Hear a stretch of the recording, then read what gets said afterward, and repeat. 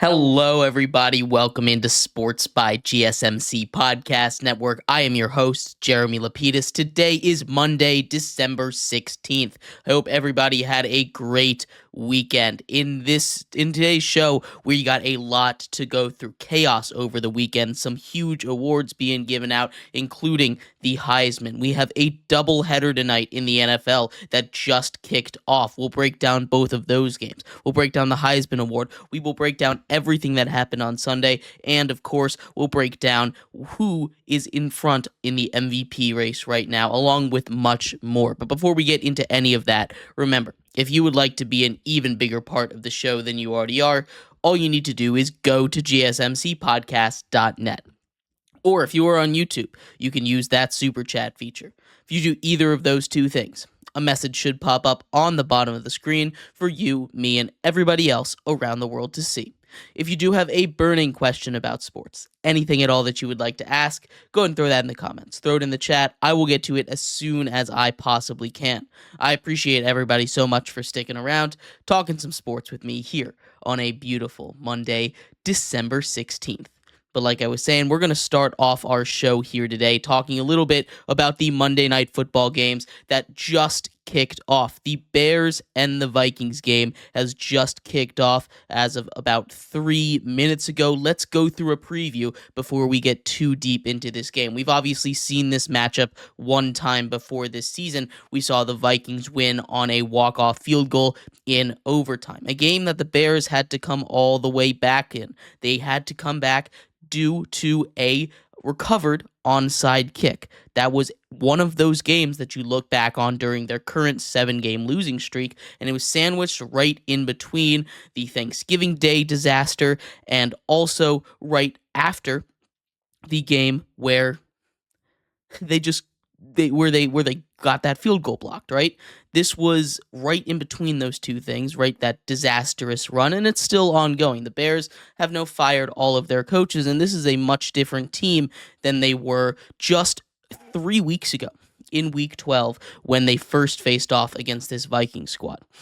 This is a team that just got blown out. The Bears did against the San Francisco 49ers. They lost 13-38, a loss that I was not expecting, at least not that bad. I think we're starting to see something that became of the Jets defense with this Bears defense. Both of them had defensive head coaches. Both of them got fired. Now, we did see a slight uptick in the offense once the offensive coordinator became once this quarterback coach became the offensive coordinator, but then another downtick again, only one game against a good San Francisco 49ers defense. I'm not sure how that's going to go with Thomas Brown at head coach. I think that the offense should still continue to go, but the defense is something that I'm very worried about. The Bears all season long have struggled with at least one side of the ball, right? The defense at the beginning of the season was playing lights out.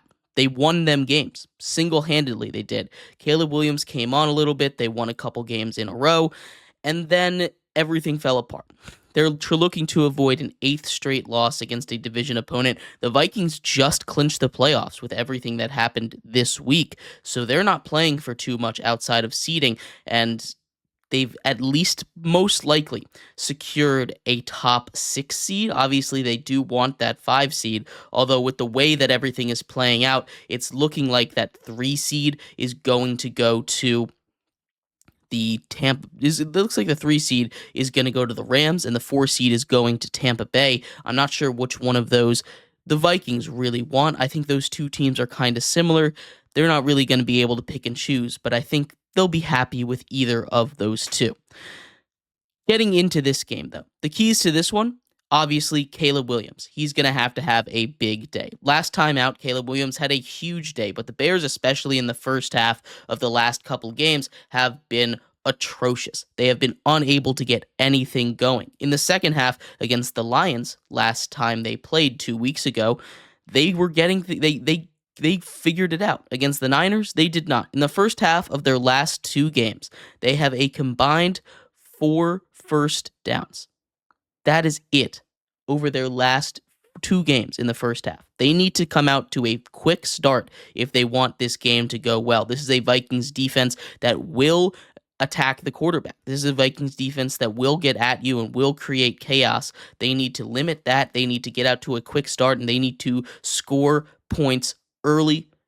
I want to see them score points in the first or second drive of the game. If they do that, I think the Bears can find a way to win this one and snap that 7-game win streak. If not, and the Vikings come out like they did last week, now this is a better Bears defense than the Atlanta Falcons defense is, so I think Justin Jefferson and Jordan Addison are not just going to be able to have a field day around in the secondary like they did last time. It's still going to be not the easiest challenge, right? You still have you still have some really good players, especially in that secondary with the Bears. Although I am a little worried about how they're going to do against the run game of Aaron Jones. The Bears defense, especially against the run, despite how stout the defense kind of has been on paper, has been top 3 worst defenses in the NFL against the run. We're looking at a team with Aaron Jones that last time they went out, he had 106 yards against them.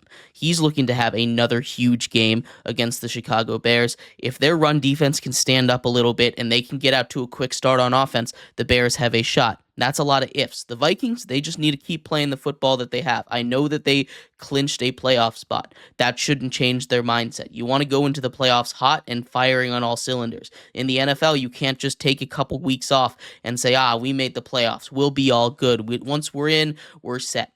Vikings have had a great season, but they need to keep their foot on the gas pedal. They are not a team that can just flip the switch just like that. They are a team that needs to get the momentum going, and they've got a lot of momentum coming off of kind of a downslope against some of the less good teams in the NFL before turning it around last week against the Falcons.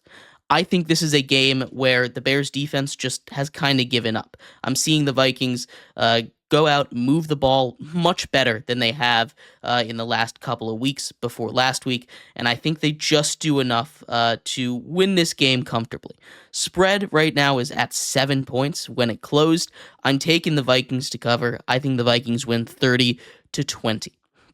The other Monday Night Football game doesn't seem as exciting, but this is one that I think could be prime for just straight chaos. You have an Atlanta Falcons team that has lost 4 straight games, a Kirk Cousins that over that stretch has thrown 8 interceptions and no touchdowns. This is an Atlanta Falcons team whose offense is struggling. Defense has been torn to pieces and battered by opposing offenses over their last couple of games. The Broncos went off for a lot of points. Obviously, we were just talking about the Vikings. Their last opponent went off for 42 points against them last week. Kirk Cousins needs a huge get-back game, and against a Raiders defense that is one of the worst in all of football, the worst against the run, look for Bijan Robinson to have a huge game tonight. That's the matchup that I'm circling. Right? Bijan Robinson should go off against this Raiders team, a Raiders team that by all metrics is the worst run defense in football. They are in a must-lose situation, while the Falcons are in a must-win situation. And there's not really anything that's really a must-lose situation. The Raiders are just trying to keep pace with the Giants for the number 1 overall pick in the NFL draft. Now, the Raiders most likely will be 1 or 2. Their team is just not very good. But to add to some storylines there, you have Desmond Ridder as the starter. Now, that's not going to mean much just on paper. But Desmond Ridder, the quarterback for the Atlanta Falcons last year, he got his shot. He's having a revenge game. And revenge games can go crazy. We saw just a couple of Monday nights ago, Jerry Jeudy in a revenge game go off for one of the best receiver performances of the entire season. This is a chance for Desmond Ridder to say, hey, I've still got a chance. This is audition tape for backup role in the NFL next season. See if he can stick with the team. He's got the guys to trust, right? This is in all honesty, a very similarly built offense to the Atlanta Falcons of last year. Aside from the running back position, where there's an obvious downgrade, they're running out there with Sincere McCormick, a guy that I think is a good story. Not that great of a running back, not going to be there long term. You have Alexander Madison behind him. He's like a career number 2 backup kind of guy. That's fine. The wide receiver position, I think Jacoby Myers is a better receiver than Drake London is. And of course, Brock Bowers, very much similar in hype to rookie Kyle Pitts. He's been actually delivering, though. So this is a team that kind of is built similar to the style that you had with Arthur Smith's Falcons last year. Michael Mayer, another tight end, in case they wanted to run a lot of 12 personnel out there.